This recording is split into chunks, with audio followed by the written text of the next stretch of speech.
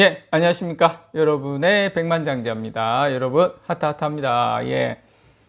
오늘은 여러분들에게 재밌는 썰을 한번 좀 풀어볼까 합니다. 여러분, 아는 동생이 오늘 저한테 전화가 왔어요. 점심시간 때쯤에 전화가 와서, 형님, 삼성전자 저 투자를 하고 있는데, ETF하고 해서, 이거 어떻게 해야 됩니까? 분산 투자해라. ETF하고 뭐 양도소득세라든지 그런 건 알고 있어라. 그리고 삼성전자 어떤 성장성이나 이런 거는 크게 차이가 없었다. 이렇게 뭐 양도소득세, 배당금 다 판단해서 하는데 어쨌든 분산 투자가 좋다. 예, 그 이야기를 했어요. 쭉 하면서 저한테 묻더라고요. 왜 삼성전자를 하냐고, 계속 투자해야 되냐고. 그래서 제가 생각하는 거를 그 친구한테 동생한테 이야기를 쭉 했는데, 그 이야기를 여러분들에게 짧게, 제가 삼성전자를 투자하게 된 그 계기, 물론 내용이 많아요. 그거 말고도 많이 있는데, 제가 어떤 요 부분에 대해서 제가 여러분들에게 조금 요 이야기를 좀 하고 싶어요. 삼성전자가 메모리 반도체 1등이죠. 근데 그것만 가지고 투자한다? 사실은 저는 아니에요. 자, 뭐냐면, 자, 요거 한번 보십시오. 삼성전자가 비메모리, 거의 사실상 파운드리죠.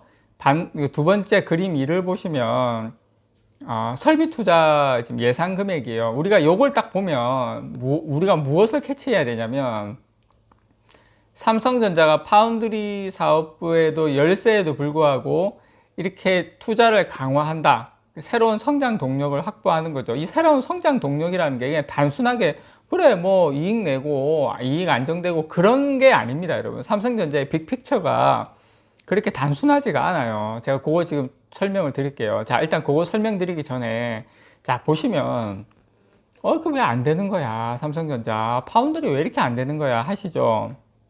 자, 올해 2021년이죠 2021년 올해 삼성전자가 이 비메모리 한 14조 투자합니다. 14조.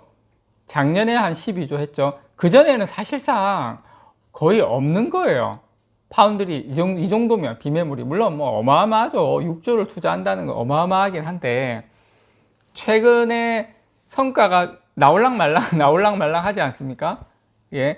지금 뭐 5나노에서 수율도 상당히 좋아지고, 뭐 고객사도 많이 확보하고 좀 보일랑말랑 하는데, 이게 작년, 재작년 투자한 금액 때문에 지금 나오는 거예요. 무슨 말이냐면, 삼성전자라는 회사가 사실 과거에 파운드리나 비메모리를 보면 투자가 거의 없었어요. 약했어요. 그런데 지금부터, 올해부터 본격적으로 내년, 내후년 투자를 하고, 옆에 보면 캐파도 쭉쭉 늘어나죠. 그래서 저는 뭐냐면, 결국 삼성전자 이 정도로 투자를 해대면 결국 어마어마한 성과가 나올 수밖에 없다. 물론 메모리처럼 치킨 게임을 하면서 니 죽고 나 죽고는 아니죠. 같이 가는 건데, 중요한 것은 예전하고 분명히 다른 모습을 보여준다는 거예요. 2019년도에 이재용 회장께서 시스템 반도체 리더십 확보를 위해서 그 시스템 반도체 비전 2030을 발표를 했죠.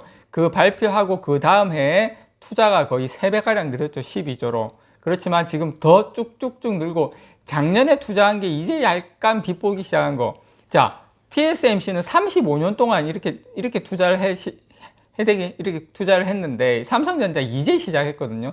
이제 시작했는데 상당한 경쟁력을 확보하면서 가고 있다라는 게, 저는 그게 상당히 여러분들께 말씀드리고 싶은 큰 이유 중에 하나고요. 그리고 왜 삼성전자는 이렇게 파운드리에 몰두할까? 왜 비메모리에 이렇게 몰두를 할까? 빅픽처가 뭘까? 저는 삼성전자 빅픽처의 마지막 단계는 분명히 삼성 자동차라고 생각을 합니다. 그건 부인할 수 없는 사실이에요.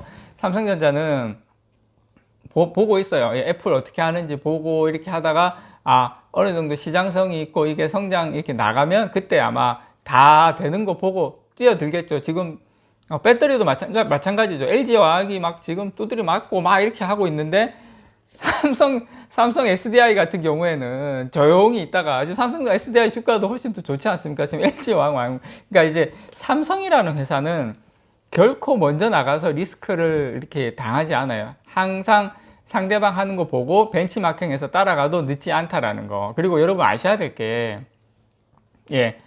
삼성전자가 2018년 8월 달에 3년간 180조 원을 투자 계획 발표했는데, 그때 삼성전자가 AI, 5G, 바이오, 전장 부품을 4대 미래 성장 사업으로 꼽았어요. 그러니까 우리가 삼성전자가 왜 파운드리 할까? 단순히 파운드리가 꾸준하게 뭐 영업이익이 나서 아니에요. 물론 그것도 있지만 핵심은 뭐냐면, 삼성전자가 미래에 투자할 AI, 5G, 바이오, 전장 부품 이 4대 미래 성장 사업 중에 바이오를 제외하면 3개 사업 같은 경우에는 첨단 다품종 맞춤형 반도체를 생산하는 파운드리가 필수예요. AI도 마찬가지고 5G도 마찬가지고 전장 부품도 마찬가지고, 어차피 여기 이걸 하려면 삼성전자가 파운드리를 해야 되는 겁니다, 여러분. 이게 삼성전자의 미래가 여기에 달려 있는 거예요. 뭘 하든 이제 파운드리가 가장 중요하다는 겁니다. 필수요, 필수.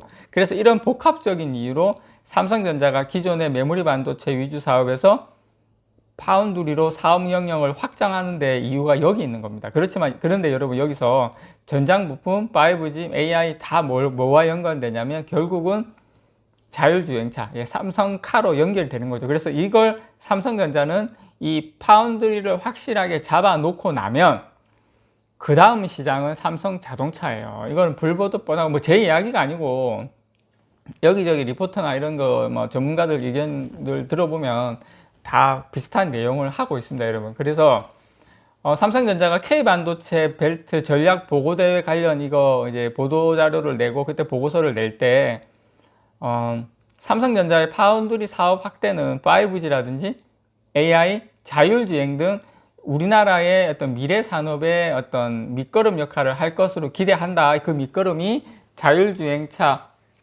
삼성 자동차로 넘어가기 전 단계의 밑거름으로 간다는 거죠. 그래서 삼성전자는 이 파운드리를 어떤 형식으로든 간에, 물론 고객과 경쟁하기 때문에 삼성전자는 분명히 단가나 이 측면에서는 기술력을 비슷하게만 가도 삼성전자가 단가를 조금만 싸게 해도 고객사들은 많이 넘어올 거예요. 자, 그렇게 해서 삼성전자는 이 파운드리 입지를 상당히 강화시킬 겁니다. 그래서 이 삼성전자가 이 파운드리에서 어느 정도 입지가 딱 다져지고 이제 단단해지면, 파운드리까지 단단해지면 여러분 주가는 있잖아요. 지금 TSMC가 얼마인지 아십니까, 여러분? 600조 넘었어요. 삼성전자 이제 뭐 500조 뭐 이렇게 되지 않습니까? 그래서 삼성전자는, 근데 매출도 TSMC하고 삼성전자하고 비교하면 훨씬 삼성전자가 많아요. TSMC는 영업이익률이 월등하게 높고, 영업이익도 삼성전자가 높지만 영업이익률이 월등하게 높아서 지금 그렇게 고평가를 받고 있는데, 삼성전자가 수율 잘 나오고 3나노에서만 따라가면 바로 100조 가겠죠. 아니, 바로 1000조 가겠죠. 저는 그런 것을 삼성전자를 기대를 하고 있는 겁니다. 그래서 저는 반도체 설계 기업이 아니더라도 삼성전자는 이 앞으로는 이 생산, 반도체 같은 경우는 설계, 생산, 패키징으로 나눠지는데, 이 삼성전자가 이 모든 서비스에 대한 강점을 가지고 한다. 저는 이것만으로도 삼성전자에 우리가 투자할 가치가 충분히 있다라고 생각을 합니다. 어쨌든 저는 제일 기대하는 부분은 내년에 삼성전자가 3나노를 TSMC가 지금 내년에 포기했잖아요. 내후년으로 넘겼는데, 삼성전자가 저는 TSMC하고 비슷하게라도 3나노를 만들어내고 수율도 나와준다면 사실상 이제 게임은 끝났다라고 생각합니다. 지금 삼성전자 TSMC 600조, 삼성전자 뭐 485조, 500조, 요거는 지금 얼마 남지 않았다. 삼성전자 1000조 시대가 얼마 남지 않았다. 그렇게 생각합니다. 이상 여러분의 백만장자였습니다. 하트하트합니다. 사랑합니다, 여러분.